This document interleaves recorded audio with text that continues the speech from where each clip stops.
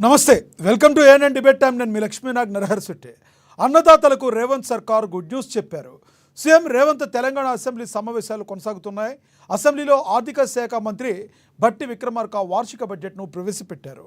2025-26 ఆర్థిక సంవత్సరానికి రాష్ట్ర బడ్జెట్ మొత్తంగా 3 లక్షల కోట్లయితే రాష్ట్రంలో కాంగ్రెస్ ప్రభుత్వం అధికారంలోకి వచ్చిన తరువాత గతేడాది ఫిబ్రవరిలో తొలిసారిగా బడ్జెట్ను ప్రవేశపెట్టింది. అయితే ఈ బడ్జెట్లో వ్యవసాయ రంగానికి పెద్దపీట వేస్తుంది. రాష్ట్రంలో రైతులకే కాకుండా ఇతర రంగాల వారికి కూడా అధిక బడ్జెట్ను కేటాయించినట్లుగా ఆర్థిక శాఖ మంత్రి బట్టి విక్రమార్క తన ప్రసంగంలో వెల్లడించారు. మరి ఈ బడ్జెట్లో ఏ రంగానికి ఎంత బడ్జెట్ కేటాయించారో, దేనికి ఎంత, ఇదే విషయం గురించి చర్చను కొనసాగిద్దాం. చర్చలో పాల్గొనేందుకు మనతో సిద్ధంగా ఉన్నారు కాంగ్రెస్ పార్టీ అధికార ప్రతినిధి డాక్టర్ శివకుమార్ లాల్ గారు మనతో జూమ్ కాల్ అందుబాటులోకి వస్తారు. బీజేపీ నేత గంగాపురం వెంకటరెడ్డి గారు మనతో జూమ్ కాల్లో అందుబాటులో ఉన్నారు. అదేవిధంగా బీఆర్ఎస్ నేత రామ్మోహన్ గారు కూడా మనతో జూమ్ కాల్లో అందుబాటులోకి వస్తారు. ఇక రాజకీయ విశ్లేషకులు పాపిరెడ్డి గారు కూడా మనతో జూమ్ కాల్లో అందుబాటులో ఉన్నారు. ముందుగా రాజకీయ విశ్లేషకులు పాపిరెడ్డి గారు ఉన్నారు, ఆయనతో మాట్లాడదాం. పాపిరెడ్డి గారు నమస్తే సార్.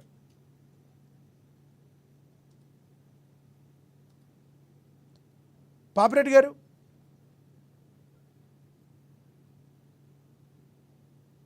మీ వాయిస్ మ్యూట్లో ఉన్నట్టుంది చూడండి. ఎస్ పాపిరెడ్డి గారు, మళ్ళీ వస్తాం మీ దగ్గరికి. మనతోటి బీజేపీ నేత గంగాపురం వెంకటరెడ్డి గారు ఉన్నారు, ఆయనతో మాట్లాడదాం. వెంకటరెడ్డి గారు నమస్తే అండి. నమస్తే నమస్తే నమస్తే వెంకటరెడ్డి గారు, మనము ఒకసారి బడ్జెట్లో కేటాయింపులు ఏ విధంగా ఉన్నాయో ఒకసారి చూసి తర్వాత మనం చర్చలోకి వెళ్దాం. అసెంబ్లీలో ఏ రంగాలకు ఏం కేటాయించారో ఒకసారి చూద్దాం. మనం రెవెన్యూ విభాగంలో 10,954 గ్రామస్థాయి పోస్టులు, జనవరి 26 నుంచి కొత్త రేషన్ కార్డుల జారీ ప్రక్రియ మొదలు, 20 నుంచి 25 ఎకరాల విస్తీర్ణంలో ఇంటిగ్రేటెడ్ స్కూల్స్ హాస్టల్లో డైట్ ఛార్జీలు 40%, కాస్మెటిక్ ఛార్జీలు 200% పెంపు, ఎకరానికి రైతు భరోసా 12,000 రూపాయలు, అలాగే 18,000 రూపాయల కోట్లు, వ్యవసాయ రంగానికి 24,439 కోట్లు, రైతు కూలీ సంక్షేమానికి ఇందిరమ్మ ఆత్మీయ భరోసా కింద 12,000, సన్నవడ్లకు 500 రూపాయలు బోనస్ చెల్లిస్తున్నారన్నారు. ఆయిల్ పామ్ సాగు పెంచేందుకు సబ్సిడీలు, త్వరలోనే 14,236 అంగన్వాడీల పోస్టుల భర్తీ, గృహజ్యోతి పథకంలో 50 లక్షల కుటుంబాలకు లబ్ధి, 22,500 కోట్లతో ఇందిరమ్మ ఇళ్ల నిర్మాణం, నియోజకవర్గానికి కనీసం 3,500 ఇళ్ల నిర్మాణం, ఓఆర్ఆర్ ఆనుకుని హైదరాబాద్ 4 వైపులా శాటిలైట్ టౌన్షిప్లో, అలాగే 2 లక్షల లోపు రైతు రుణాలు మాఫీ చేశామని కూడా గుర్తు చేశారు. 25.35 లక్షల మంది రైతులకు 20,616 కోట్లు మాఫీ చేసినట్లుగా తెలిపారు.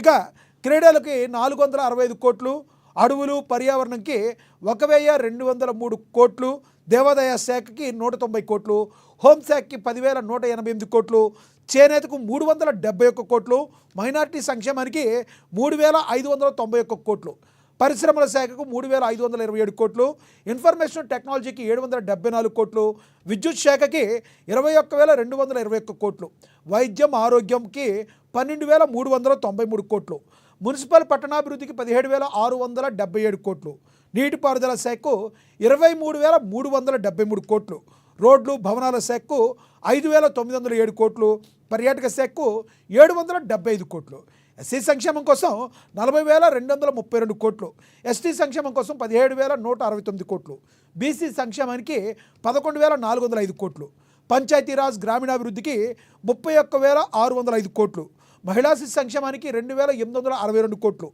పశుసంవర్ధక శాఖకు 1,674 కోట్లు, పౌర సరఫరాల శాఖకు 5,734 కోట్లు, విద్యాశాఖకు 23,108 కోట్లు కేటాయించారు. ఎలా ఉందనుకోవాలి ఈ బడ్జెట్ని వెంకటరెడ్డి గారు?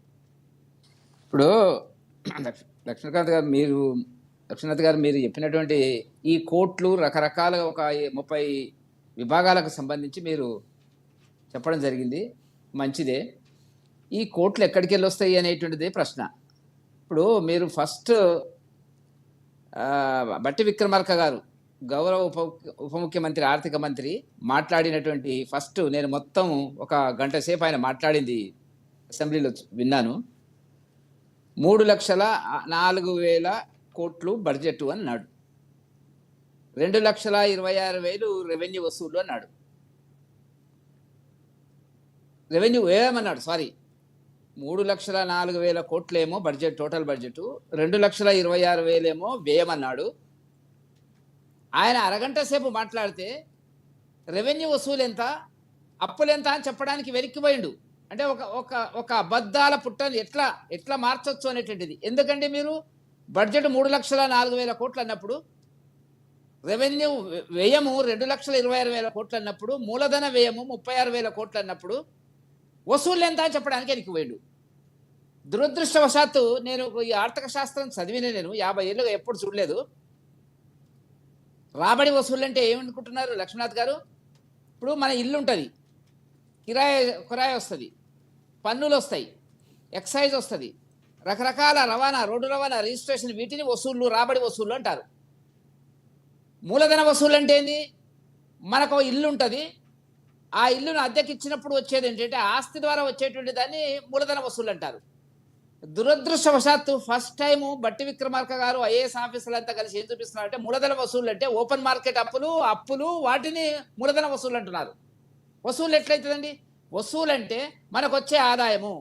అప్పులు వేరు, వసూలు వేరు, మూలధన వసూలు వేరు. అప్పులు తెచ్చి వసూళ్ళ కింద రాసేటువంటి దుస్థితి ప్రభుత్వానికి పట్టింది. 70,000 కోట్ల లోటు చూపిస్తున్నారు. లాస్ట్ ఇయర్ 2024-25 బడ్జెట్ కానీ మీరు చూసినట్టయితే లక్ష్మీనాథ్ గారు, ఎఫ్ఆర్బిఎంలో 38% ఉంది, జిఎస్టిపిలో 38% ఉంది. ఈ సంవత్సరం ఎంత? 28% చూపిస్తున్నారు. చూపించడం వేరు, రేపు ఏం జరగబోతుందని తెలుసు.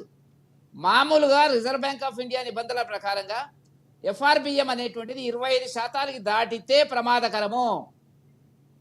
వీళ్ళు రకరకాల విన్యాసాలు చేస్తున్నారు. వాళ్ళే చెప్పినారు, నా దగ్గర ఉన్న సమాచారం మేరకు ఏంటంటే 38% లాస్ట్ ఇయర్ చూపించినారు. లాస్ట్ ఇయర్ ఎన్ని అప్పులు చేసినారు? అప్పులు రకరకాలుగా. ఇప్పుడు మీరు చూడండి, మూలధన వసూళ్లలో కేంద్ర ప్రభుత్వం దగ్గర చేసినవి, ఓపెన్ మార్కెట్ చేసినవి, వివిధ అప్పులు అనేటువంటిది కలిపి సుమారుగా చూపిస్తున్నారు. వీటికి భరోసా లేదు, గ్యారంటీగా వస్తుందని లేదు. అప్పు కోసం అప్పును తెస్తున్నారు. ఏ అప్పు అయినా కూడా ఆస్తిని సృష్టించాలి.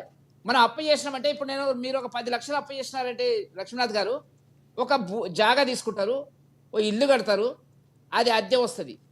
మీరు అప్పు అనేటువంటిది అప్పును సృష్టిస్తుంది. ఇక్కడ ఆదాయాలు కాదు, అప్పు అనేది ఆస్తిని సృష్టించాలి.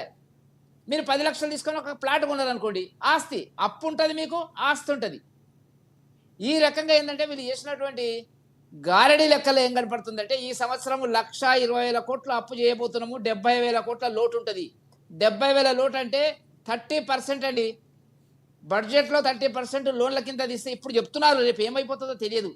కానీ ఈ బడ్జెట్ అనేటువంటిది గారడీ లెక్క. కేటాయింపులు మీరు చాలా పెద్దగా చదివినారు, కేటాయింపులు. వాటికి వచ్చే అగ్గ ఎక్కడి నుంచి వస్తుంది? ఇప్పుడు మీరు చెప్తున్నారు 3,500 ఇల్లు, ఒక్కటే ఎగ్జాంపుల్ తీసుకోండి, ఇందిరమ్మ ఇల్లు అంటున్నారు. ఒక ఇంటికి నా లెక్కలో 5 లక్షలు, 3,500 వేసేస్తే 5,500 25, 5,15, 17 లక్షల రూపాయలు అవుతుంది. వాళ్ళు కేటాయించింది 12,000 కోట్లు కేటాయించినారు. సారీ, 17 కోట్లు అయితే 17,000 కోట్లు అవుతుంది, 12,000 కోట్లు కేటాయించినారు.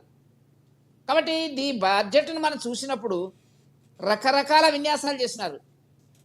చెప్పడానికి, ఆలోచించడానికి వీలు లేని పద్ధతిలో కన్ఫ్యూజ్ చేయడానికి ప్రయత్నం చేస్తున్నాడు బట్టి విక్రమార్క గారు. రైట్. మళ్ళీ వస్తా వెంకటరెడ్డి గారు, మీతో మనతోటి బీఆర్ఎస్ నేత రామ్మోహన్ గారు ఉన్నారు, ఆయనతో మాట్లాడదాం. రామ్మోహన్ గారు నమస్తే అండి. రామ్మోహన్ గారు నమస్తే అండి. నమస్తే అండి, వినిపిస్తుందా? వినబడుతుంది. రామ్మోహన్ గారు, కాంగ్రెస్ ప్రభుత్వం ఎంతో ప్రతిష్టాత్మకంగా చెప్తుంది, మేము రైతుల పక్షపాతమే అని చెప్తున్నారు. ఎకరానికి రైతు భరోసాకి 12,000 ఇస్తున్నామని, రైతు భరోసాకి 18,000 కోట్లు, అదేవిధంగా వ్యవసాయ రంగానికి ముఖ్యంగా 24,439 కోట్లు కేటాయించినట్టుగా బట్టి విక్రమార్క గారు చెప్పడం జరిగింది. రైతు కూలీ సంక్షేమానికి ఇందిరమ్మ ఆత్మీయ భరోసా కింద 12,000, సన్నబట్టకు 500 రూపాయలు బోనస్ చెల్లిస్తున్నట్లుగా కూడా చెప్పారు. ఇక ఆయిల్ పామ్ సాగు పెంచేందుకు సబ్సిడీలు, త్వరలోనే 14,236 అంగన్వాడీల పోస్టులు కూడా భర్తీ చేస్తామని చెప్తున్నారు. ఏ రకంగా చూసుకున్న రైతుల పక్షపాతి మా కాంగ్రెస్ ప్రభుత్వం అనడానికి ఇంతకంటే ఇంకేం ఉదాహరణ కావాలంటారు? ఏమంటున్నారు మీరు? కాంగ్రెస్ ప్రభుత్వం పరిపాలన గద్దె మీద కూర్చున్నప్పటి సంది తెలంగాణ ప్రజలు మభ్యపెట్టే ప్రయత్నం చేసిన తప్పితే దానిపైన ఎలాంటి వాళ్ళకు క్లారిటీ లేదు రాష్ట్రం పైన. వీళ్ళు 24,000 కోట్లు కేటాయించాం, 12,000 కోట్లు కేటాయించాం, 10,000 కోట్లు అంకెల గారని చెప్తున్నారు తప్పితే ఈ డబ్బులు ఎక్కడి నుంచి తీసుకొస్తున్నారో అవి చెప్పట్లేదు వాళ్ళు. మనకు రాష్ట్రానికి ఉంది ఆదాయ వనరులు ఎక్కడి నుంచి ఉన్నాయి, ఏ రంగం నుంచి ఎంత ఆదాయం వస్తుంది, ట్యాక్స్ రూపాయలు ఎంత వస్తుంది, మళ్ళీ జిఎస్టీ మనం చెల్లించిన రూపాయలు మళ్ళీ వాపసు తిరిగి మనకి ఎంత వస్తుంది, మన ఏమైనా వనరులు ఇక్కడ నుంచి ఖనిజ సంపద నుంచి ఎంత వస్తుంది, ఏమి కూడా లెక్క లేకుండా కేవలం ఆ శాఖకి ఇంత కేటాయించాం. రామ్మోహన్ గారు, గతంలో మీ ప్రభుత్వం ఎప్పుడన్నా శ్వేతపత్రం రిలీజ్ చేసి దీనికి ఇంత కేటాయించాం దీనికి ఇంత కేటాయించాం అని చెప్పిన చరిత్ర ఏమన్నా మీ పార్టీకి ఉందా? ఇది నా ప్రశ్న కాదు, చాలా మందికి ఉన్న డౌట్. ప్రతి సంవత్సరం బడ్జెట్ అన్ని 10 సంవత్సరాలు బీఆర్ఎస్ ప్రభుత్వం అద్భుతంగా పనిచేసింది కాబట్టి ఇంత అద్భుతంగా తెలంగాణ రాష్ట్రం అభివృద్ధి చెందింది. భూముల రేట్లు పెరిగి అన్ని జరిగింది, అన్ని రకాల అభివృద్ధి జరిగింది. ఇప్పుడు మనం చూడండి, ఒకసారి హైటెక్ సిటీ హైదరాబాద్ వైపు, ఇటువైపు వెస్ట్ వైపు ఒకసారి హైదరాబాద్ మనం వెళ్తే తెలుస్తుంది తెలంగాణ రాష్ట్రం హెడ్ క్వార్టర్ ఎంత అద్భుతంగా అభివృద్ధి చెందింది. అంతకుముందుకు ఎట్లా ఉంది 10 సంవత్సరాల క్రితం, 10 సంవత్సరాల తర్వాత కేటీఆర్ గారు మంత్రి అయిన తర్వాత ఎంత అద్భుతంగా తీర్చిదిద్దారో మన అందరి కళ్ళ కనిపిస్తుంది. అక్కడ గారడీ అవసరం లేదు మనకు. ఇక మనం ఇప్పుడు చూడండి, ఈరోజు బడ్జెట్ పెట్టడంలో కాంగ్రెస్ ప్రభుత్వం కేవలం నిధులు ఇంత కేటాయించడం అని నెంబర్ చెప్తున్నారు తప్పితే ఈ డబ్బులు ఎక్కడి నుంచి తీసుకొస్తారు, ఎంత లోపల ఈ నిధులు అక్కడ వినియోగించబడతాయి అనేది చెప్పడం లేదు. కేవలం అంకెల గారడి మాత్రమే ప్రభుత్వాన్ని రైతుల పక్షపాత అంటారు. మొన్న నేను ఒక లిటరరీ చెప్తున్నాను, వారం క్రితం మా మిత్రునికి మళ్ళీ మహబూబ్నగర్ జిల్లాలో 1 ఎకరానికి మొన్న డబ్బులు పడడం జరిగింది. ఈ ఆలోచన చేయండి. ఇవాళ మేము ఇంకా రైతు భరోసా మొత్తం ఇచ్చేసినాం, రైతుల పక్షపాతం చెప్పుకుంటా ఉన్నారు. సంవత్సర కాలం గడిచిపోయినా ఈ రోజు వరకు రైతు భరోసా డబ్బులు అందరికీ పడలేదు. 30% మాత్రమే పడినాయి. దానికే డబ్బులు కేటాయించలేకపోతున్నారు. ఈ యొక్క ప్రభుత్వం ఎట్లా ఖర్చు పెట్టాలా, ఇన్కమ్ సోర్స్ ఎట్లా పెంచుకోవాలనేది అవగాహన లేకుండా అవకాశం మార్చి వచ్చింది కాబట్టి బడ్జెట్ ప్రవేశపెట్టాలి కాబట్టి ఏదో అంకెల గారడి పెట్టేసి నెంబర్గా రాసేసి దాని తూతు మంత్రంగా అసెంబ్లీలో ప్రవేశపెట్టడం జరిగింది. కానీ రాష్ట్రానికి నికర ఆదాయం ఎక్కడి నుంచి వస్తుంది, ఈ ఇన్కమ్ సోర్స్ ఎట్లా ఉంది, ఏ పథకాల నుంచి మళ్ళీ డబ్బులు తీసుకొస్తారు, కేవలం అప్పులపైన ఆధారపడి మనం ఇట్లా రాష్ట్రాన్ని ముందుకు తీసుకపోతే ఈ 4 సంవత్సరాలు రాష్ట్ర దివాళా ఖాయం. ఇది కాంగ్రెస్ ప్రభుత్వం రేవంత్ రెడ్డి సర్కారుకు రాష్ట్రాన్ని నడిపే శక్తి లేదు, కేంద్రం నుంచి నిధులు తీసుకొచ్చి యుక్తి కూడా లేదు. ఈ రెండు లేనప్పుడు ప్రజలకు తెలంగాణ బేషరతుగా క్షమాపణ చెప్పి అంకెల గారితో నేను ఏదో చేయనికమని ఏదో అయింది, నన్ను క్షమించండి, మీరు గద దిగిపోతున్నా, మీరు అందరూ నన్ను ఏమనుకోవద్దు, నాకు క్షమించండి అని చెప్పి బేషరతుగా క్షమాపణ కోరుకొని ఈ ప్రభుత్వం నుంచి వైదొలిగితే ఏమైనా రాష్ట్రం మళ్ళీ ప్రజలు ఎవరికైతే పట్టం కడతారో వాళ్ళు మళ్ళీ సజావుగా నడిపే అవకాశం ఉంటుంది. ఈ కేవలం డబ్బులు కేటాయించి పేపర్ మీద పెట్టి దాని వినియోగంలోకి తీయకుండా మళ్ళీ దాని నిధులు ఎప్పుడు వరకు వినియోగించాలి ఏది అవగాహన లేకుండా మాట్లాడుతూ ఉన్నారు. మరి కాంగ్రెస్ ప్రభుత్వం ఈ రాష్ట్రాన్ని దివాలా తీసుకుపోయే దిశగా ముందుకు తీసుకుపోతుంది తప్పితే ఎవరైతే డిప్యూటీ సీఎం బట్టి విక్రమార్క గారు ఉన్నారో ఆయన ప్రవేశపెట్టిన బడ్జెట్ అసలు పేదలకు కానీ ప్రజలకు కానీ పనికిరాని బడ్జెట్ అంటారా మీరు?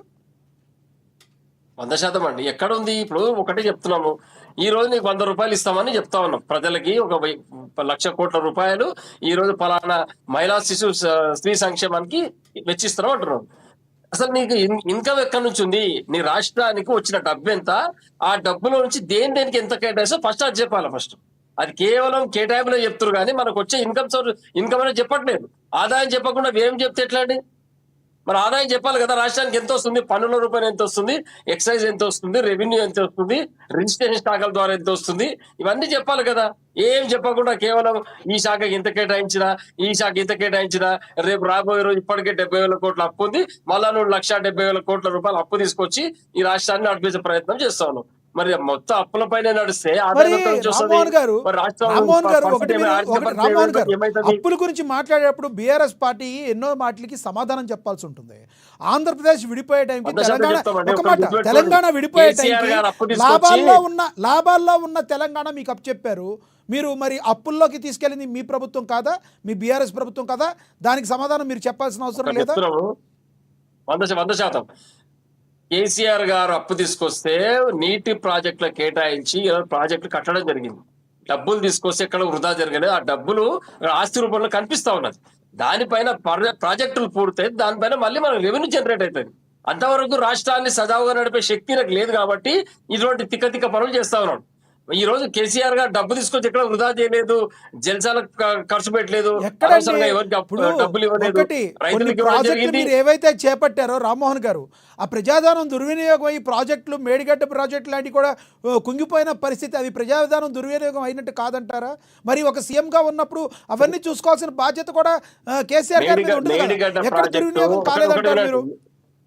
ఒక్కటే చెప్తున్నానండి, సమాజం ఇంతకు ముందు గతంలో కూడా చాలా ప్రాజెక్టులు టెక్నికల్ ఇష్యూ తోటి లేదా సాయిల్ గట్టిగా లేకనో భూమి గట్టిగా లేకనో ఏదో విధంగా కొంచెం కుంగిపోవడం జరిగింది. వాస్తవం అది, అందులో ఏదో దాపరికం లేదు, ఎందుకంటే కనిపిస్తున్న విషయం కాబట్టి. 86 పియర్లలో ఒక 2 పియర్లు దెబ్బతిన్నాయి. దాన్ని రిపేర్ చేయడానికి అవకాశం ఉంది. ఇంజనీర్లు దాన్ని పని చేస్తా ఉన్నారు. ఒకవేళ దాన్ని టెక్నికల్ గా ఎవరైతే కావాల్సుకొని తప్పు చేస్తే మాత్రం వారిపై శిక్షించాలని చెప్పేసి కాంగ్రెస్ ప్రభుత్వం రాగానే హంగు ఆర్భాటం చేసి ఆ విషయాన్ని పక్కకు పెట్టేసింది. మరి ఈ రోజు వరకు ఆ ప్రాజెక్టు రిపేర్ చేసిందా, అది మడగలోకి వచ్చిందా, వాడుకలో ఉన్నదా అనే విషయం ఇంతవరకు చెప్పలేదు. గెలిచిన ఒక వారం రోజుల పాటు నానా హంగామా చేసి బీభత్సం చేసి మొత్తం అయిపోయింది, తెలంగాణ రాష్ట్రం నట్టేట ముచ్చిపోయింది కేసీఆర్ గారు అని మొత్తం అవాకులు చెవకుల పేర్ల నాయకులు ఎక్కడ మరి ఈ రోజు మరి ఏం చేసిన 14 నెలలుగా ఆ ప్రాజెక్టుకు ₹1 కేటాయించి రిపేర్ చేయించరా లేదా అనేది ఫస్ట్ శ్వేతపత్రం విడుదల చేయాలి. అక్కడ వెళ్ళి ఎప్పుడైతే పర్యటనకు పోయింది కదా కిరణ్ కుమార్ రెడ్డి, మన కెప్టెన్ పిసిసి అధ్యక్షులు, మాజీ అధ్యక్షులు, నల్గొండ వాసి పెద్ద నాయకులు ఆయన వెళ్ళిండు, అదేవిధంగా రేవంత్ రెడ్డి గారు వెళ్ళిండ్రు, ఉత్తమ్ కుమార్ రెడ్డి గారు వీరు వెళ్ళిండ్రు. కాబట్టి వాళ్ళు మళ్ళీ ఒకసారి వెళ్ళమంటున్నాము. వెళ్ళి ఆ ప్రాజెక్టుకి ఏం చేసిరో 14 నెలలు చూపించాలి. రైట్ మళ్ళీ వస్తాం మీ దగ్గరికి. మనతోటి కాంగ్రెస్ అధికార ప్రతినిధి డాక్టర్ శివకుమార్ లాల్ గారు ఉన్నారు, ఆయనతో మాట్లాడదాం. శివకుమార్ లాల్ గారు నమస్తే అండి. నమస్తే లక్ష్మీనాథ్ గారు. శివకుమార్ లాల్ గారు, ఇప్పుడు రామ్మోహన్ గారు మాట్లాడింది విన్నారు, అదేవిధంగా బీజేపీ నేత గంగపురం వెంకటరెడ్డి గారు మాట్లాడింది విన్నారు. ఏంటి బడ్జెట్ ఎందుకు పనికిరాని బడ్జెట్గా చెప్తున్న వారితో మీరు ఏకీభవిస్తారా? ఇక రామ్మోహన్ గారు మాట్లాడిన మాటలకి మీరు ఎటువంటి సమాధానం చెప్తారు? ఏఎన్ఎన్ న్యూస్ ప్రేక్షకులకు, మీకు ప్యానెల్లో ఉన్న వారికి నమస్కారం. నమస్తే. ఒకటి ఆపోజిషన్ పార్టీ వాళ్ళు అట్లనే మాట్లాడతారండి. మా రామ్మోహన్ గారు ఇంకా ఇప్పుడు మొత్తానికి ఆయన ఎట్లా మాట్లాడుతుంటే కేసీఆర్ చేసిన పాపమే ఇప్పటి వరకు అప్పుల కుప్ప అయిపోయింది తెలంగాణ రాష్ట్రం అనేది జగమెరిగిన సత్యం. ఈ రోజు వాళ్ళు ప్రవేశపెట్టిన 10 సంవత్సరాల వాళ్ళు ప్రవేశపెట్టిన బడ్జెట్ ఏంది, లేకపోతే కేటాయింపులు ఏంది జనాలందరికీ తెలుసు. వాళ్ళని అందుకే మీరు చేసింది తప్పుల తడక అని, లేకపోతే మీరు పనికిరారు అనే ఉద్దేశంతోనే మిమ్మల్ని పక్కకు పెట్టిర్రు. మళ్ళీ మీరు ఈ రోజు కాంగ్రెస్ పార్టీ అధికారంలోకి వచ్చి ఒక 15 మాసాలు అయింది. ఇది సెకండ్ బడ్జెట్ ప్రవేశపెడితే బడ్జెట్ కేటాయింపులు బాగాలేవు, లేకపోతే తప్పుల తడక అంటే మీరు తప్పుల తడక అని జనాలు తిరస్కరించి పంపించేసిండ్రు. మళ్ళీ ఇప్పుడు కాంగ్రెస్ పార్టీ తిరస్కరించలేదు.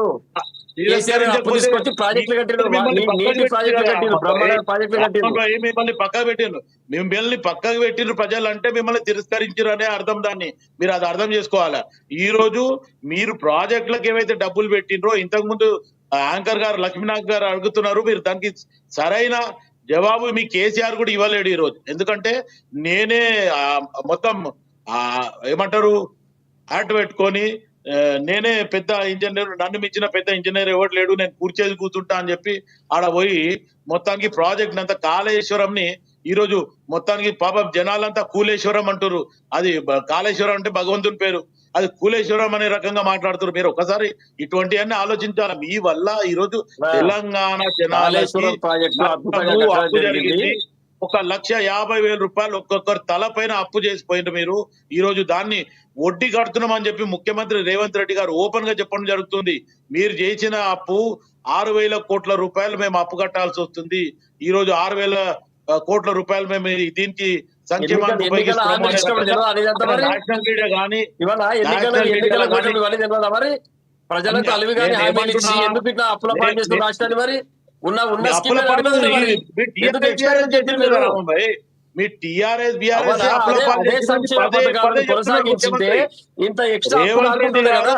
పదే చెప్తుండ్రు. ఈ రోజు బట్టి విక్రమార్ గారు పదే చెప్తుండ్రు, ఉత్తమ్ కుమార్ రెడ్డి గారు చెప్తుండ్రు ప్రాజెక్ట్ కళ్యాణ లక్ష్మి పేరు ఇచ్చినప్పుడు మీరు తులం బంగారం ఎందుకు ఇస్తున్నారు? అది ఎక్కడ పోయింది? తులం బంగారం ఎక్కడ పోయింది? మరి ఎక్కడ నుంచి తెస్తారు డబ్బులు? ఏమంటున్నా, సంక్షేమ పరంగా ప్రజలకు ఇస్తామని చెప్పడం జరిగింది. జాది ముబారక్ గాని కళ్యాణ లక్ష్మి గాని ఓ తులం బంగారం ఇస్తామని చెప్పడం జరిగింది.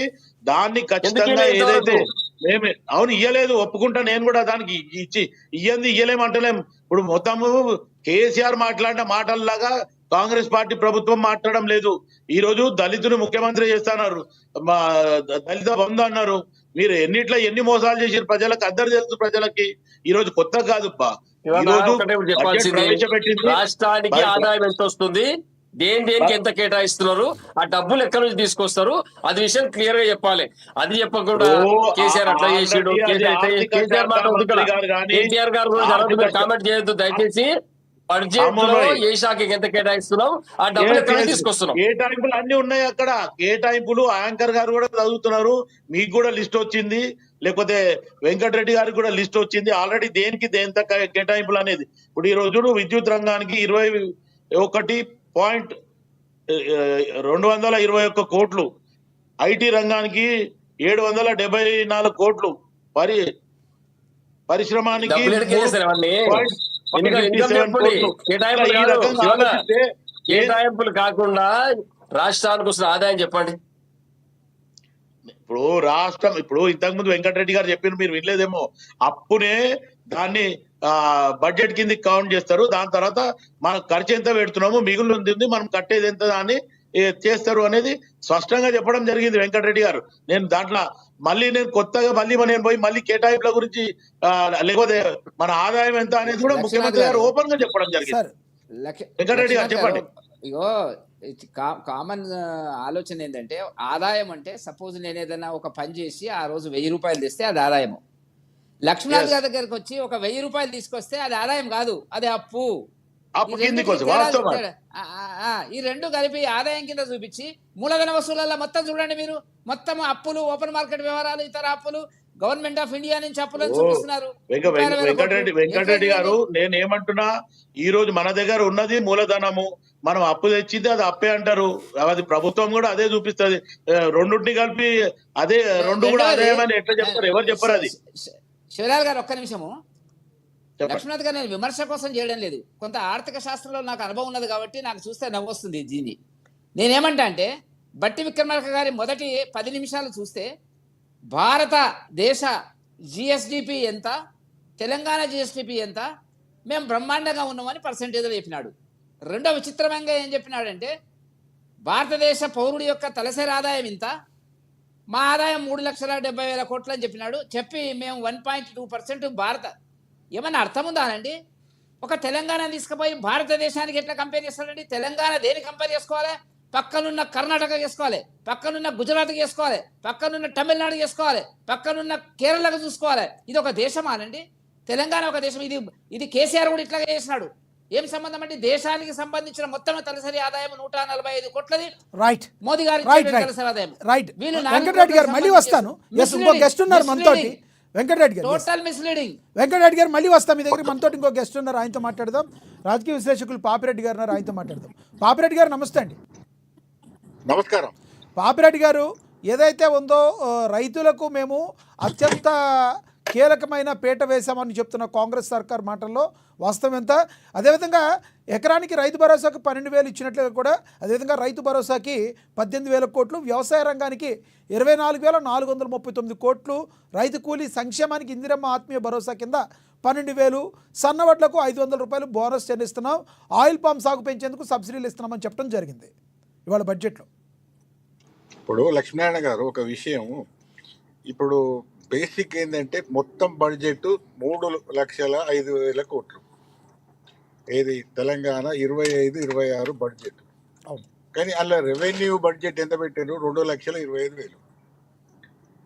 అయితే లక్ష్మీనారాయణ గారికి 2 విషయాలు ఉంటాయి జాగ్రత్తగా గమనించాల్సింది. ఏంటంటే ప్రభుత్వానికి ఆదాయం ఏ రూపాలలో వస్తున్నది, పన్నుల రూపంగా ఎంత వస్తున్నది, గ్రాంట్స్ రూపంగా ఎంత వస్తున్నది, కేంద్రం నుంచి ఎంత వస్తున్నది, మిగతా రంగాలకు ఎంత వస్తున్నది అన్నది, ఆ వివరాలు అన్నవి ఇప్పటి వరకు కూడా సరిగ్గా లేవు అన్నది ఇంతవరకు కూడా ప్యానలిస్ట్ మాట్లాడారు, సరిగా లేవు. ఒకటి. రెండవది ఏంటంటే, ఈ ఏవైతే ఇప్పుడు మీరు కేటాయింపులు చెప్పారో, కేటాయింపులు చాలా ఏ ప్రభుత్వమైనా చాలా ఘనంగా చేస్తుంది, ఇన్ని లక్షల కోట్లు, ఇన్ని వేల కోట్లు అని. కానీ వాస్తవంగా నా ఉద్దేశంలో మాత్రం ఇవాళ కాంగ్రెస్ ప్రభుత్వం ఏ శాఖలకు ఇంత కేటాయించినామని చెప్తున్నారో దానిలో 50% ఖర్చు పెట్టినా కూడా నేను సంతోషపడతాను. మొత్తం కాదు, 50% కూడా ఖర్చు పెట్టే పరిస్థితి ఇవాళ రాష్ట్ర ప్రభుత్వానికి లేదు. కేవలం ఇవన్నీ కూడా అంకెలను చూపెట్టి నేను వ్యవసాయ రంగానికి ఇంత ఖర్చు పెడుతున్నాను. ఉదాహరణకు మీరు రైతు భరోసా తీసుకోండి. రైతు భరోసా అనేది 2 కార్తులు, అంటే ఒకటి ఖరీఫ్, 2 రబీ. ఖరీఫ్ మొత్తానికి ఎగ్గొట్టారు, రబీ కూడా అయిపోతున్నది. ఈ మార్చి 31 అయితే రెండో పంట కూడా దాదాపు అయిపోతుంది. ఇప్పటి వరకు కూడా 3 ఎకరాలకు ఉన్న వాళ్ళకు మాత్రమే వచ్చినాయి, మిగతా వాళ్ళకు రాలేదు. అది కూడా 6,000 వస్తాయి, 12,000 రావు. అంటే ఇప్పుడు ఒక వాస్తవాలు ఈ విధంగా ఉన్నాయి, వాళ్ళు చెప్పేది ఆ విధంగా ఉన్నది. కాబట్టి ఒక విషయం ఏంటంటే, ఇప్పుడు నేను అన్ని సబ్సిడీలు ఇస్తాము, అది చేస్తాం, ఇది. ఇప్పుడు కేటాయింపులు మీరు ఒకటే లక్ష్మీనారాయణ గారు చెప్పండి. ఇప్పుడు పోయిన సంవత్సరం 24-25 బడ్జెట్ ఉన్నది కదా, అయిపోయింది కదా. ఇప్పుడు ఈ 31 ఆ సంవత్సరం అయిపోతుంది. అవును. ఇప్పుడు ఈ పేన బడ్జెట్ లో ఈ కాంగ్రెస్ ప్రభుత్వం ఏ రంగానికి ఎంత ఖర్చు పెట్టింది అనేది అప్పుడు బడ్జెట్ లో చెప్పింది. వాస్తవంగా ఇప్పుడు ఎంత ఖర్చు పెట్టింది? ఇప్పుడు 24-25 ప్రతి రంగానికి కూడా ఉంటది, కొంత బడ్జెట్ లెక్కలు ఉన్నాయి. ఆ లెక్కలలో ఈ కాంగ్రెస్ ప్రభుత్వం ఎంత వరకు సఫలమైంది, ఎంత వరకు ఆ టార్గెట్ రీచ్ అయిందని చూస్తే చాలా మట్టుకు అది ఎక్కడ కూడా రీచ్ కాలేదు. చాలా మట్టుకు పెండింగ్లే ఉన్నాయి. కేవలం అవి 24-25 బడ్జెట్ అంకెల గారడే ఉన్నది. 25-26 కూడా గదే విధంగా ఉంటుంది. ఎందుకంటే అక్కడ ఆదాయం ప్రభుత్వానికి లేదు.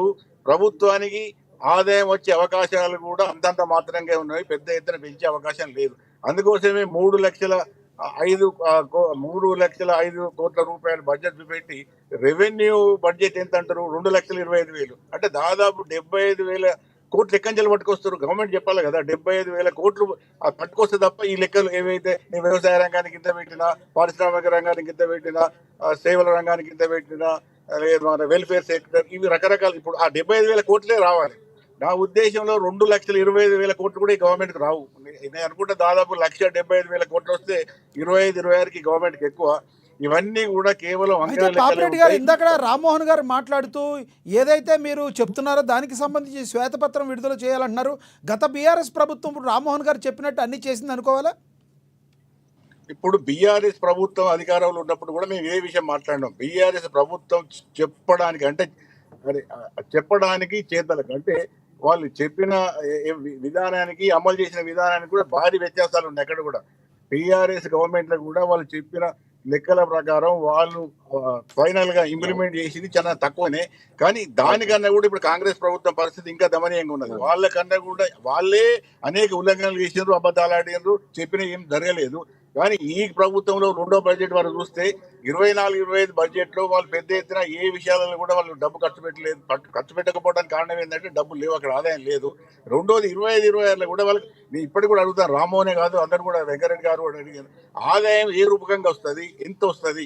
ఇప్పుడు ఈ 2,25,000 కోట్ల రూపాయల రెవెన్యూ ఆదాయం కూడా ఎస్టిమేటెడ్ ఇన్కమ్ అంటారు. అది నేను ఎకనామిక్స్ ప్రొఫెసర్ గా బడ్జెట్ తయారు చేసే వాళ్ళకి చెప్తాం. ఎస్టిమేటెడ్ అంటే 25-26 ఆర్థిక సంవత్సరానికి మాకు ప్రభుత్వానికి ఫలానా రంగాల నుంచి 2,25,000 కోట్ల రూపాయలు వస్తాయని చెప్పారు.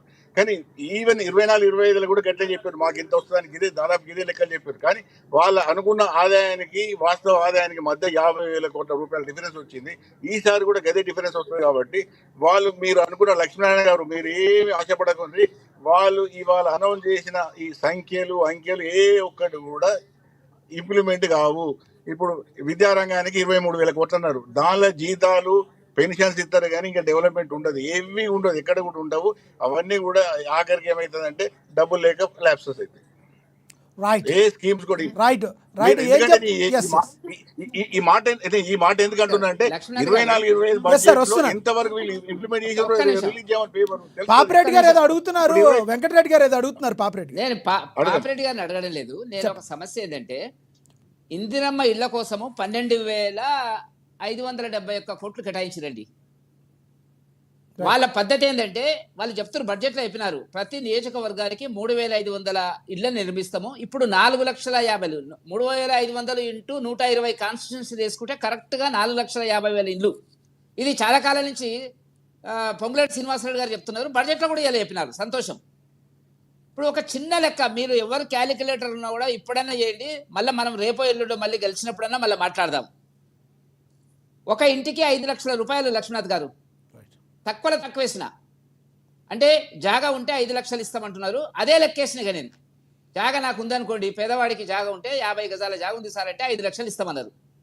5 లక్షలు ఇంటూ 4,50,000 ఇళ్ళకి వేస్తే 20 ఇళ్ళకు 1 కోటి రూపాయలు అవుతుంది. నేను మామూలు లెక్క చెప్తున్నా, గ్రామీణ ప్రాంతంలో పల్లెటూరు రైతు లెక్క చెప్తున్నా. 20 ఇళ్ళు కట్టడానికి 1 కోటి అవుతుంది.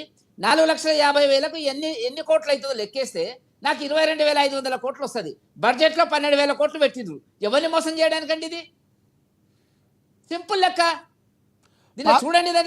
పాపిరెడ్డి గారు చెప్పండి. పాపిరెడ్డి గారు ఏదో మాట్లాడుతున్నారు. వెంకరెడ్డి గారు మీరు కనీసం లెక్కల విన మీరు మాట్లాడతారు కానీ నాకు లెక్కల విన కూడా నమ్మకం లేదు. ఆ కేటాయింపులు ఇవి కూడా ఈ 12,500 కోట్లు కూడా రావు, అక్కడ వచ్చే అవకాశాలు కూడా లేవు. మీరు అదే 12,000 కోట్లు కాదు, 12,000 కోట్లు Right. 500 కూడా రావు అక్కడ. ఎస్ ఎస్ ఈ లెక్కలు ఎస్ మళ్ళీ వస్తారు సార్. శివలాల్ గారు దీనికి సమాధానం అది చెప్తారు. కూడా రాదు. రైట్, శివలాల్ గారు అంత కష్టపడకుండా ఎస్ శివలాల్ గారు లెక్కలు దీనికి కట్టడం సమాధానం కూడా ఏం చెప్తారు? ఇప్పుడు మీరు వెంకటరెడ్డి గారు పాపిరెడ్డి గారు ఆరోపించిన మాటలకి మీరు సమాధానం ఏం చెప్తారు? బాబు, ఆరోపించిన కాదు, నేను ఒకటే మాట్లాడుతూ లక్ష్మీనారాయణ గారు 24-25 బడ్జెట్ లో వాళ్ళు ఏ ఏ రంగాలలో ఎంతెంత మేము కేటాయించినాము, ఎంతెంత ఖర్చు పెడతామని చెప్పారో అది ఇప్పుడు ఈ 31 అంటే ఇంకొక 10 రోజులతోని ఈ సంవత్సరం అంటే 24-25 ఆర్థిక సంవత్సరం పాపిరెడ్డి గారు, ఎంత ఖర్చు పెట్టారో చెప్పండి. నేను అడుగుతలేను, నా లెక్క కాదు, నా రూప ఇది వాస్తవంగా ప్రభుత్వం చెప్పని. శివలాల్ యాదవ్ గారికి అంత లెక్క లేకపోతే ప్రభుత్వం చెప్పని దానికి. ఒక ప్రశ్న లక్ష్మీనాథ్ గారు, గత సంవత్సరం బడ్జెట్ 24-25లో 2,91,000 కోట్లు వాళ్ళ ఎస్టిమేషన్ అండి బడ్జెట్.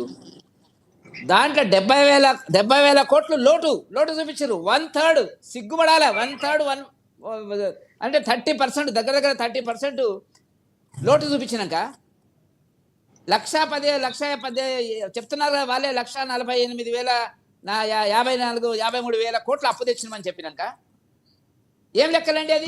వస్తుందండి. ఇప్పుడు వెంకటరెడ్డి గారు పోయిన సంవత్సరం కూడా రెవెన్యూ బడ్జెట్ ఉన్నది. ఆ రెవెన్యూ బడ్జెట్ అన్న వాళ్ళు మీట్ అయ్యి రెవెన్యూ బడ్జెట్ ప్రకారం అన్న వాళ్ళు ఖర్చు పెడితే సంతోషపడదాం.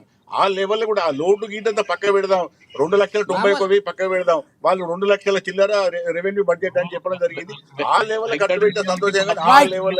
రైట్ శివలాల్ గారు చెప్పండి. శివలాల్ గారు మళ్ళీ వస్తా, పాపిరెడ్డి గారి దగ్గరికి మళ్ళీ వస్తా. శివలాల్ గారు చెప్తున్నారు సమాధానం దీనికి. శివలాల్ గారు చెప్పండి. పాపిరెడ్డి గారికి వెంకటరెడ్డి గారు ఒకటే చెప్తున్నా, ప్రతి ప్రభుత్వము ప్రతి బడ్జెట్ కేటాయింపులు చేసినప్పుడు ఖచ్చితంగా చేస్తుంది. అట్లా పాపిరెడ్డి గారు అన్నట్టు ఏదైతే కేటాయింపులు చేసిండ్రో అన్ని ఖర్చు పెడతారా లేదా అనేది మనకు బడ్జెట్ ఆఖరి ఆ ఫైనాన్షియల్ ఇయర్ ఎండింగ్ వరకు మనం ఇప్పుడు ఇన్కమ్ అండ్ ఎక్స్పెండిచరే ఖచ్చితంగా మనం పరిమితిలోకి తీసుకుంటాం. కాబట్టి ఏ ప్రభుత్వం అయినా ఇన్కమ్ అండ్ ఎక్స్పెండిచర్ చూపిస్తుంది బడ్జెట్ ప్రవేశించినప్పుడు. దాంట్లో ఇన్కమ్ అండ్ ఎక్స్పెండిచర్ అంటే అదే కదండి. ఇన్కమ్ అంటే మనకు వచ్చే ఆదాయము, ఎక్స్పెండిచర్ అంటే మనం పెట్టే ఖర్చులు. రేపు ఇన్కమ్ ఇంత ఉంటది, కేటాయింపులు ఇంత చేస్తాము, బడ్జెట్ ఇంత ఖర్చు పెడతామని చెప్తాము. అంకెల్ అయితే వేయడం జరుగుతుంది. దాంట్లో ఎంత ఖర్చు పెడుతున్నాము, ప్రభుత్వం ఎంత ఇచ్చింది, దేనికి అవసరము, కేటాయింపులు చేస్తాం అనేది మార్పులు చేర్పులు చేస్తారు. ఇప్పుడు గతంలో కూడా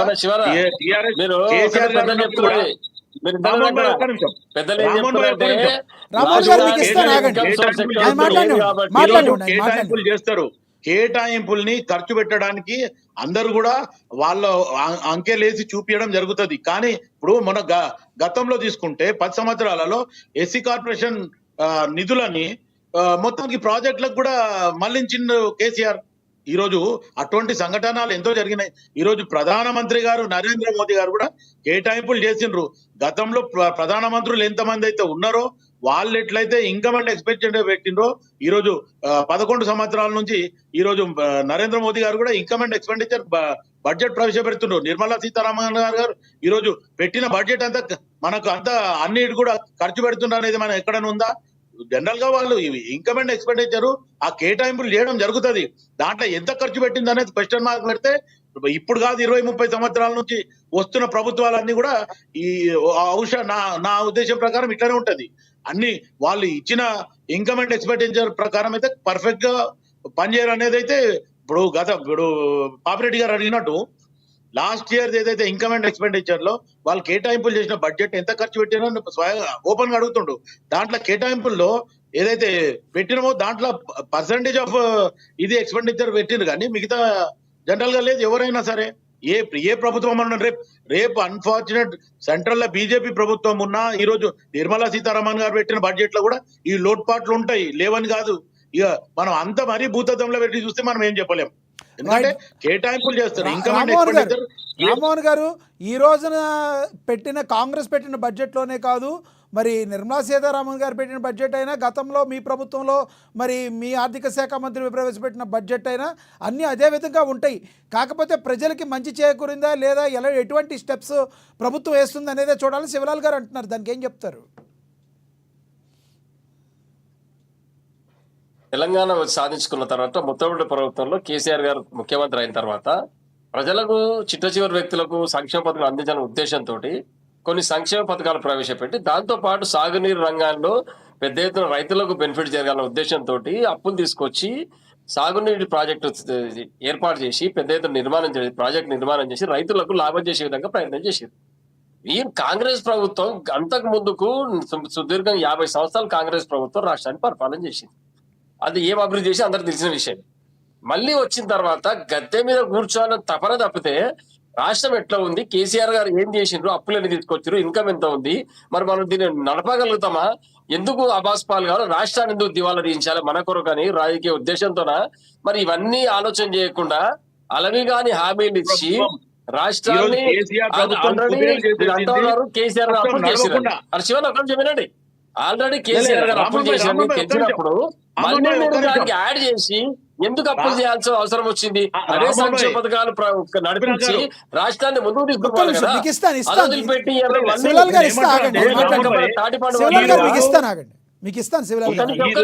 నేనేమంటున్నా కేసీఆర్ ప్రభుత్వం గొప్ప చేసిందని, కానీ కేసీఆర్ ప్రభుత్వం మొన్నటిసారి కాంగ్రెస్ రాకుండా కేసీఆర్ వచ్చింటే కూడా ఈ రోజు తలపైన 2 లక్షలు 3 లక్షల రూపాయలు అప్పు చేస్తుండే ఈ రోజు 1,50,000 రూపాయలు అప్పు చేసింది కేసీఆర్ తలపైన.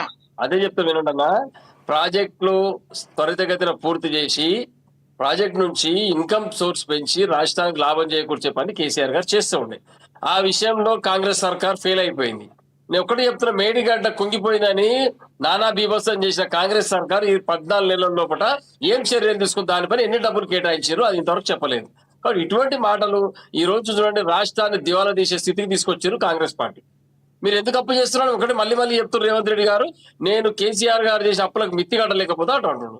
మళ్ళీ కొత్త అప్పులు ఎందుకు చేయాల్సి వస్తుంది? మరి నువ్వు ఇన్కమ్ సోర్స్ పెంచుకొని పర్యాటక రంగాన్ని అభివృద్ధి చేస్తావా, ఇంకేమైనా అభివృద్ధి చేస్తావా? తీసుకొచ్చి రాష్ట్రాన్ని కొత్త డబ్బులు తీసుకొచ్చి ఆ డబ్బులతో పాత అప్పులు కడతావా, ప్రభుత్వం నడుపుతా? అది వదిలిపెట్టేసి నేను మహిళలకు ఉచితంగా స్కూటీలు ఇస్తా, 2,500 రూపాయలు ఇస్తే ఇంటికాడ కూర్చుంటే నేను మళ్ళీ తులం బంగారం ఇస్తా ఎక్స్ట్రా, ఇవన్నీ మాటలు చెప్పి ఎందుకు గద్దె మీదకి వచ్చారు అంటే రాష్ట్రం ఎటుపోయినా పర్లేదు, మా పార్టీకి అధికారం రావాలి, రామ్మోహన్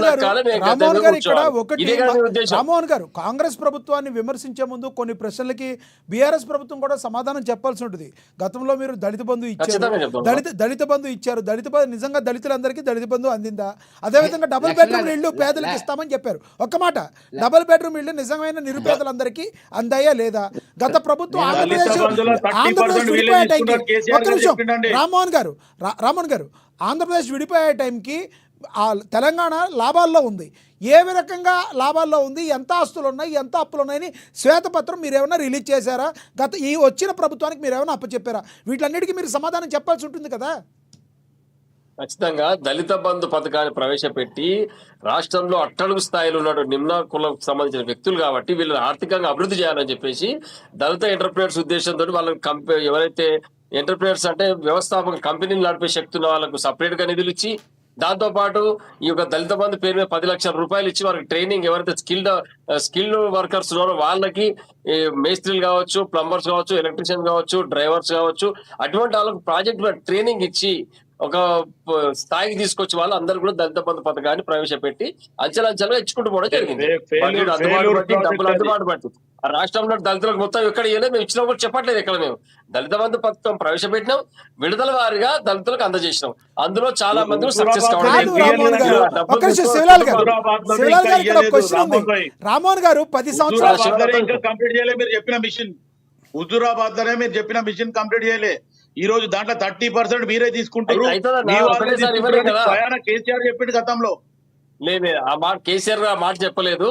ఎవరు అవినీతి చేయొద్దు, దళితులకే అందాలి, దళితులకు అందాలని చెప్పారు కేసీఆర్ గారు. అవినీతి ఎవరు చేయొద్దు అని చెప్పారు, చేస్తున్నారు. మా వాళ్ళు తీసుకుంటుండ్రు అనేది స్వయాన కేసీఆర్ చెప్పడం జరిగింది. ఈ రోజు హుజూరాబాద్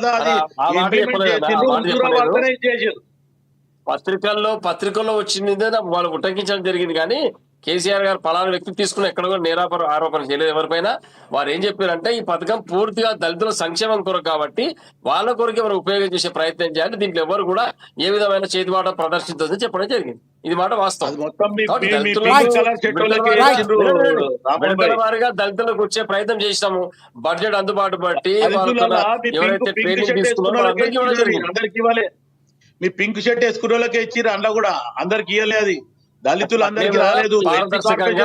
లోన్లే బంద్ అయిపోయినాయి. అయితే పారదర్శకంగా ఇవ్వడం జరిగింది. ఒకటి అందులో రామ్మోహన్ పార్టీకి గారు, సంబంధం లేదు. ప్రజలందరూ కూడా అనుకునేది ఏంటంటే ఇప్పుడు మీరు ఏవైతే విమర్శలు బీఆర్ఎస్ పార్టీ చేస్తుందో, ఇప్పుడు కాంగ్రెస్ ప్రభుత్వం వచ్చి సంవత్సరంన్నర అవుతుంది. 10 ఏళ్ల పాటు మీరే చెప్తున్నారు మేము ఇంతవరకు ఇచ్చిన హామీల్లో దళిత బంధువును అందరికీ ఇవ్వలేకపోయామని. 10 ఏళ్ల పాటు పాలించిన మీరే అన్ని ఇచ్చిన హామీలు నెరవేర్చలేకపోతే వచ్చిన సంవత్సరంన్నరలోనే దళిత బంధు పథకం అప్పుల్లో ఉన్న రాష్ట్రాన్ని ఏ రకంగా వినండి. కాంగ్రెస్ పార్టీ ఇస్తుంది అని చెప్పే ప్రశ్న వస్తుంది కదా, దానికి సమాధానం ఏం చెప్తారు మీరు? మేమేమంటున్నామంటే దళిత బంధు పథకం అనేది రెండోసారి ప్రభుత్వం వచ్చిన తర్వాత మధ్యలో ప్రవేశపెట్టడం దళిత బంధు పథకం. ఇంకోటి ఇన్ని అప్పులు చేసింది రాష్ట్రం అని కాంగ్రెస్ ప్రభుత్వానికి పార్టీకి తెలియదా విషయము. ఎందుకు అలివిగా హామీలు ఇచ్చిండ్రు? కళ్యాణ లక్ష్మి పేరు మీద మహిళలకు ఆడబిడ్డలకు ఇబ్బంది అవుతున్న ₹1,00,000 కేసీఆర్ గారు ప్రవేశపెట్టడం జరిగింది. అదే ₹1,00,000 మీరు కొనసాగిస్తామని చెప్పింటే అయిపోతున్నాయి కదా. ఎందుకు మళ్ళీ తులం బంగారం ఆశ పెట్టి మహిళలను మభ్యపెట్టి, స్కూటీలు ఇస్తాను విద్యార్థులను మభ్యపెట్టి, 2,500 ఇస్తాను ఇంటికాడ కూర్చొని మహిళలకు ఇబ్బంది పెట్టి, ₹15,000 ఇస్తాను చెప్పి రైతులను మభ్యపెట్టి, ఎందుకు ఎక్కడి నుంచి తీసుకొస్తారు ఈ డబ్బంతా? అన్ని సంక్షేమ పథకాలు అమలు చేయండి, కానీ రాష్ట్రానికి నిధులు ఆదాయం ఎక్కడి నుంచి తీసుకొస్తారు అది చెప్పండి. ఫస్ట్ రామ్మోహన్ గారు దానిపైన conclude ఫోకస్ చేయండి. చేయండి. Yes, మీరు conclude ఎట్లా చేయండి. ఎన్నికల హామీలు చెప్పిండ్రు అది మళ్ళీ చెప్పాల్సిన అవసరం లేదు. ఇంకా ఎన్నికల్లో చెప్పిండ్రు కాబట్టి ఆ ఫుల్ఫిల్ చేయడానికి రాష్ట్రానికి ఇన్కమ్ సోర్స్ ఎంత పెరిగింది 14 నెలల లోపల అది చూపించండి అని చెప్తా ఉన్నాం. బడ్జెట్ లో అది చూపించండి రైట్, first. కంక్లూడ్ చేయండి రామ్మోహన్ గారు, కంక్లూడ్ చేయండి. అదే చెప్తున్నాను, వెంకల గారడి అంతా మొత్తం ఉత్తదే, కేవలం కాగితం మీద మాత్రం కనిపిస్తుంది. Right. ఆ నిధులు ఎక్కడ కేటాయించబడవు, అవి ఎక్కడ కూడా ఖర్చు చేయబడవు. ఎందుకంటే సుమారుగా 70,000 కోట్ల రూపాయలు అప్పు ఇప్పుడే ఉంది. మాట తెరిస్తే రేవంత్ గారు నేను వడ్డీ కట్టడానికి సరిపోతుంది అంటున్నాడు కాబట్టి ఆ వచ్చిన అంకెలు కూడా జీతభత్యాలకు తప్ప దేనికి సరిపోవు. ఇంకా సంక్షేమ పథకాలు అమలయ్యే పరిస్థితి, రాష్ట్రం అధోగతి పాలయ్యే పరిస్థితి ముంగలంగా మనం చూస్తాం కాబట్టి ఇంకా రాజకీయాలకు అతీతంగా నేను ఒక మాట చెప్పదలుచుకున్న మేధావులందరూ పెద్దలు ఉన్నారు కాబట్టి ఖచ్చితంగా ఈ యొక్క ప్రాక్టీస్ మనం బంద్ చేస్తే బాగుంటుంది నా ఉద్దేశం. ఎందుకంటే అడ్డగోలుగా అప్పులు తీసుకొచ్చి అలివిగాని హామీలు ఇచ్చి ప్రజలను మనం మభ్యపెట్టి ఏదో వాళ్ళకి తాయిలాండ్ ప్రకటించి మన గద్దెల మీద కూర్చోవడం కాదు. రాష్ట్రాన్ని లాభాల బాటలు తీసుకుపోదాం. ఖచ్చితంగా అందరం కలిసి కూడా తెలంగాణ కొరకు పనిచేయాల్సిన అవసరం ఉంది. అలా మనం పక్క రాష్ట్రాలతో పోటీపడి ఆర్థికంగా అభివృద్ధి చెందాలి తప్పితే ఇట్లా అడ్డగోలు హామీలు ఇచ్చి దాన్ని పూడ్చడానికి అప్పులు తీసుకొచ్చి మళ్ళీ ఇవన్నీ అక్రమాలు అన్యాయాల పేరు మీద అవినీతి పేరు మీద మనం రాష్ట్రాన్ని తీవ్రదించి పని చేయొద్దు అని చెప్పి నా ఉద్దేశం. రైట్ రామ్మోహన్ గారు. ఎస్ వెంకటరెడ్డి గారు, ఈ ముందు మీరు ఈ కంక్లూడ్ చేసే ముందు ఏదైతే రామ్మోహన్ గారు చెప్పారో గత ప్రభుత్వం ఏదైతే చేసిందని చెప్తున్నారో దానిలో వాస్తవం ఉందా చెప్పి మీరు కంక్లూడ్ చేయండి. ఇప్పుడు ఒకటి లక్ష్మీనాథ్ గారు, రామ్మోహన్ గారు ఆనాడు ఉన్న పరిస్థితులలో వాళ్ళు ఏం చేసినారు, తప్పులు చేసినారు, వాళ్ళు అనకపోవచ్చు కానీ వాళ్ళు తప్పులు చేసినారు, అప్పులు చేసినారు, అలవిగానే హామీలు వాళ్ళు ఇచ్చినారు, విఫలమైనారు, ప్రజలు తీర్పు ఇచ్చినారు, ఓడించినారు, పక్క కూర్చున్నారు. మీరు అదే పద్ధతిలో కాంగ్రెస్ పోతుంది అనేది భారతీయ జనతా పార్టీ ముందు నుంచి చెప్తున్నది. కేసీఆర్ గారు ఏ తప్పులు చేసిండ్రో ఆ తప్పుల ఆయనది 100 కిలోమీటర్ల వేగంలో తప్పులు చేస్తే వీళ్ళు 200 కిలోమీటర్ల వేగంలో తప్పులు చేస్తారు. ఆయన 10 సంవత్సరాల లోపల తప్పులు చేస్తే వీళ్ళు 1 ఇయర్ లోపలనే దాటిపోయినారు. అదే కరెక్ట్ అనుకుంటే నాకు అభ్యంతరం లేదు. కాబట్టి నేను చెప్తున్నది వాళ్ళ తప్పు అప్పుల. వెంకటరెడ్డి గారు, ఇక్కడ కేంద్ర ప్రభుత్వం మీద కూడా కొన్ని అభియోగాలు ఉన్నాయి. తెలంగాణ రాష్ట్రం మీద చిన్న చూపు చూపుతూ సరైన బడ్జెట్ కేటాయించలేదని చెప్పి వీళ్ళు చెప్తున్నారు కాంగ్రెస్ వాళ్ళు, దానికి ఏమంటారు? అది ఇప్పుడు 2 విషయాలు లక్ష్మీనాథ్ గారు. ఇవల్ల రేవంత్ రెడ్డి గారు ఎటువంటి సంక్షోభంలో ఉన్నాడంటే ఇచ్చిన హామీలు చేసే పరిస్థితి లేడు. ఘోరంగా విఫలమైపోయిండు ఆయనకు తెలుసు. ప్రజల్లో తీవ్ర వ్యతిరేకత ఉంది ఆయనకు తెలుసు. కాబట్టి రోజు ఒకటి చెప్తున్నాడు 6,500 కోట్లు ఉద్యోగస్తులను బ్లేమ్ చేయడానికి. ఉద్యోగస్తుల దాంట్లో ఎవరికి ఉందండి? ఎమ్మెల్యేలకు, ఎంపీలకు, వీళ్ళందరి జీతాలు, మంత్రుల జీతాలు లేవండి. అది ఎందుకో చెప్పాడు. ఉద్యోగస్తులు ఎందుకు బ్లేమ్ చేస్తున్నాడు? ఉద్యోగస్తుల పెన్షన్లు ఎందుకు బ్లేమ్ చేస్తున్నాడు? అంటే వాళ్ళకి 5 డీలే చేయాలి, ఎగ్గొట్టాలి. వాళ్ళకి పిఆర్సీ ఉంది, ఎగ్గొట్టాలి. ప్రజల్లో వాళ్ళని చులకన చేయాలి. ఇదా పద్ధతి చెప్పడం ఒక భాగం. మీరు కేంద్ర ప్రభుత్వానికి వచ్చేటప్పటికి కేంద్ర ప్రభుత్వము ఏమి ఇవ్వాలనో ఏమి ఇవ్వలేదో ఒక అడ్వర్టైజ్మెంట్ ఏమండి పేపర్లో అన్ని తెచ్చుకుంటున్నారు, అన్ని చేస్తారు, ఎంత ఇస్తారు అంత ఇస్తారు. కాబట్టి వల్ల ఆయన ఏమి చేయలేని పరిస్థితి లోపల 2 అంశాలు వెతుకున్నాడు. ఒకటి, బీఆర్ఎస్ అప్పులు చేసి మా నెత్తిలో పెట్టింది కాబట్టి నేనేం చేయలేకపోతున్నా. 2, కేంద్ర ప్రభుత్వం మాకేం చేస్తలేదు. ఈ 2 చెప్పి ప్రజలను రెచ్చగొట్టేటువంటి పద్ధతి లోపల దక్షిణ ఉత్తర డీలిమిటేషన్ ఈ చర్చలను తీసుకుపోయి దీంట్లోకెళ్ళి బయటపడాలనిపిస్తుంది. కానీ తెలంగాణ ప్రజలు వదలరు. ఎక్కడ కర్రు కాల్చి వాత పెట్టాలనో సమయం వచ్చినప్పుడు పెడతారు. అది మాత్రం మీరు గుర్తుంచుకోండి. రైట్, ఫైనల్గా కంక్లూడ్ చేయండి. కాబట్టి నేను చెప్పదలుచుకుంది ఏంటంటే ఈ బడ్జెట్లో ఒకసారి మన శివలాల్ గారు నా లెక్క తప్ప రైటో మీరు మీ వాళ్ళని అడగండి. నాకు ఇంతకుముందు దూరదర్శన్ డిబేట్కి పోయినా చరణ్ కౌశిక్ కలిసిండు. అక్కడ ఆయనకు చెప్పడానికి నాకు అవకాశం లేకుండే. ఇప్పుడు 12,575 కోట్లు మీరు ఇళ్ల కోసం 4,50,000 ఇల్లు అంటే ప్రతి నియోజకవర్గానికి 3,500 ఇల్లు మీ పాలసీ అది. 4 ఏళ్ల లోపల ఇది చేయాలి మీరు. ఎందుకంటే ఒక నియోజకవర్గానికి 3,500 ఇల్లు అంటే చిన్నవి పెద్ద కలిపితే ఒక ఊరికి 3 ఇండ్లు వస్తాయి కాబట్టి ఈ సంవత్సరం మరి 22,500 కోట్లు అవుతుంది. మీరు 12,575 కోట్లు ఇచ్చిండ్రు అంటే ఎవరిని మోసం చేస్తున్నారు మీరు? అంటే కట్టరు అయితే కట్టకుండా మంచి ప్రశ్న వెంకటరెడ్డి గారు. అయితే ముఖ్యమంత్రి గారు ఓపెన్ గా చెప్పడం జరిగింది, ఏదైతే ఇందిరమ్మ ఇండ్ల గురించి మేము ఏదైతే కేటాయింపులు చేసినామో ఇది చేస్తాము, కానీ దీనికి ఏదైతే బడ్జెట్ ఇంకా పెరుగుతుందో ఆ బడ్జెట్ ని మేము సమకూర్చుకొని దాన్ని వేరే నుంచి కన్వర్ట్ చేస్తామని కూడా ఓపెన్ గా చెప్పడం జరిగింది. ఇంకేం సమకూర్చుకుంటారు గతంలో జరిగిన దానికి గతంలో చెప్పడం జరిగింది వెంకటరెడ్డి గారు. బడ్జెట్ బట్టి విక్రమార్క గారు విజ్ఞులు మేధావి. బడ్జెట్ స్టార్ట్ చేయడము వ్యయాల రూపంలో స్టార్ట్ చేస్తారంటే ఆదాయాలు ఏందో చెప్పాలి కదా. ఆదాయాలు చెప్పకుండా వ్యయాలు చెప్పి కేటాయింపు అని ఇప్పుడు లక్ష్మీనాథ్ గారు కూడా అదే చదివినాడు. కేటాయింపు అంటే చూసినాడు అబ్బా ఎంత బ్రహ్మాండంగా ఉంది, ఉంటాయి కదా డబ్బులు. అయితే మీరు మీకు వెంకటరెడ్డి గారు నేను అనేది వాస్తవం. ఇప్పుడు నేను ఇంతకుముందు కూడా లక్ష్మీనాథ్ గారికి అదే చెప్పడం జరిగింది. ఇప్పుడు రాష్ట్రం బడ్జెటే కాదు, ఈవెన్ కేంద్రం బడ్జెట్ కూడా మొన్న నిర్మలా సీతారామన్ గారు పెట్టింది కూడా సేమ్ అదే పరిస్థితి ఉంటది. వాళ్ళ కేటాయింపులు పాపిరెడ్డి గారు చెప్పినట్టు మొత్తానికి వాళ్ళు కేటాయింపులు చేసిన బడ్జెట్ అంతా ప్రజలకు ఖర్చు పెడతారు అనేది మటుకు ప్రశ్ననే. అది ఎవరైనా ఉండని, ప్రభుత్వంలో ఎవరున్నా సరే అదే జరుగుతుంది, మనం చూడడం కూడా జరుగుతుంది. ఈ రోజు కొత్తగా కాంగ్రెస్ పార్టీ చేస్తుంది అనేది కాదు, గత ప్రభుత్వాలు అట్లనే చేసినాయి, కేటాయింపులు చేసినాయి కూడా. ఇన్కమెంట్ బడ్జెట్ ఏదైతే ఇన్కమెంట్ ఎక్స్పెండిచర్ పెట్టినరో దాంట్లో ఎక్స్పెండిచర్ ఫుల్ గా పెట్టిన దాన్ని అందరూ కూడా ఎక్స్పెండిచర్ చేస్తలేరు అనేది కూడా వాస్తవమైన మాట. అవునే, గత ప్రభుత్వం ఇంటికి పోయింది, మీరు ఇంటికి పోవడానికి సిద్ధమవుతున్నారా? లే మేమే ఇప్పుడు ఇంటికి నేను ఎందుకు అంటున్నా అంటే ఎప్పుడైతే పాపిరెడ్డి గారు మాట్లాడిన మాటకు నేను ఆన్సర్ ఇస్తున్నా. ఎందుకంటే కేటాయింపులు చేసిన బడ్జెట్ ని ఫుల్ ఫ్లెడ్జ్ గా ఖర్చు పెడతలేరు అనేది పాపిరెడ్డి గారు చెప్పిన మాట. నేను అదే చెప్తున్నా, గతంలో ఈవెన్ కేంద్ర ప్రభుత్వం అయినా ఈ రోజు కేటాయింపులు చేసిన బడ్జెట్ ని నిర్మలా సీతారామన్ గారు కానీ, మోదీ గారు కానీ, మీ అమిత్ షా గారు కానీ కూడా ఖర్చు పెడతలేరు. ఇది వాస్తవం. అది మొత్తం దేశం గురించి కూడా చెప్తున్నారు, రాష్ట్రం కాదు. మీ ఆర్థిక మంత్రి తెలంగాణ పర్ క్యాపిటాను దేశ పర్ క్యాపిటా కంపేర్ చేసి ఏం చెప్పదలుచుకుంటండి? అట్లుంటదా అనండి ఏదైనా? మీరు అన్నదాంట్లో వాస్తవము. దేశం వేరు, రాష్ట్రం వేరు. రాష్ట్రం పర్ క్యాపిటా సపరేట్, దేశం పర్ క్యాపిటా. మేము 20 ఏళ్ళు అర్థశాస్త్రం చదివినాము. దీనికి దాన్ని కంపారిజన్ ఎట్లా చేస్తాడండి? ఫస్ట్ బడ్జెట్ స్పీడ్ చూడండి, 5 నిమిషాలు అవన్నీ చెప్తున్నాడు. అంటే బ్లేమ్ చేస్తున్నాడు సెంట్రల్ గవర్నమెంట్. మేము గొప్పగా ఉన్నాము పర్ క్యాపిటా ఇన్కమ్. ఎట్లండి? మోదీ 140 కోట్లకు చేస్తాడు, నువ్వు 4 కోట్లకు చేస్తావు. ఎట్లా వస్తుందండి? దేశం బడ్జెట్ వేరు, రాష్ట్రం బడ్జెట్ వేరు, పర్ క్యాపిటల్ ఇన్కమ్ కూడా వేరుంటది. అంటే మమ్మల్ని బ్లేమ్ ఉంటది. రైట్ లక్ష్మణ్ గారు అన్నింటి స్టడీ చేయండి మీరు. రైట్ శివలాల్ గారు కంక్లూడ్ చేయండి. అరే ఇప్పుడు నేను ఏమంటున్నా అంటే, ఇప్పుడు ఎవరైనా సరే బహుశా ఇది ఆఫ్ ద రికార్డ్ కూడా అనుకోండి. ఎందుకంటే ఇంతకుముందు రామ్మోహన్ గారు చెప్పినట్టు, వెంకటరెడ్డి గారు చెప్పినట్టు ఏదైతే బడ్జెట్ కేటాయింపులు చేయడం జరుగుతుంది, దానికి ఆ కేటాయింపులు కూడా ఫుల్ ఫ్లెడ్జ్ గా జరుగుతున్నాయి అనే దాని మీద పాపిరెడ్డి గారు చేసిన ప్రశ్నకి ఏమంటే, గతంలో కూడా ఏదైతే ఎస్సీ కార్పొరేషన్ నిధులని ఈ దళిత బంధు అని ఒక ప్రోగ్రాం పెట్టి ఎస్సీ కార్పొరేషన్ ఇంకా ఏ స్కీములు కూడా లేకుండా ఎత్తిపడేసిండు గత ప్రభుత్వం. కానీ ఈ రోజు రాజీవ్ యువ వికాసం అని కొత్త ప్రోగ్రామ్ స్టార్ట్ చేసి 1 లక్ష, 2 లక్షలు, 3 లక్షలు, 5 లక్షల వరకు ఇస్తాము. దానికి మొత్తం వాళ్ళ గతంలో ఉన్న కొత్త ప్రూఫ్స్ ఏం లేవు. ఇన్కమ్, క్యాస్ట్, రెసిడెన్షియల్, తర్వాత వాళ్ళు ఏమైతే పెట్టాలనుకుంటున్నారో అది. ఇట్లా ప్రభుత్వం మొత్తం మళ్ళీ ఎస్సీ కార్పొరేషన్ కానీ, ఎస్టీ కార్పొరేషన్ కానీ, బీసీ కార్పొరేషన్, మైనారిటీ, ఉమెన్ వీళ్ళందరికీ కూడా ఇదే నియమ నిబంధనలు పెట్టడం జరిగింది. అయితే ఇంకొకటి ఏంటంటే, ఇప్పుడు రామ్మోహన్ గారు మాట్లాడినట్టు నేను ఆలోచిస్తే ఈ ఏదైతే ఉచిత హామీలన్నీ కనుక, నా ఉద్దేశం ప్రకారంగా ఉచిత హామీలు కనుక పక్కన పెడితే, ఒక వైద్యము, విద్యనే ప్రజలకు ఇస్తే మటుకు, ఈ ఉచిత హామీ దాన్ని పక్కన పెడితే మటుకు రాష్ట్రం గాని, దేశం గాని బాగుపడుతుంది అనేది నా ఆలోచన.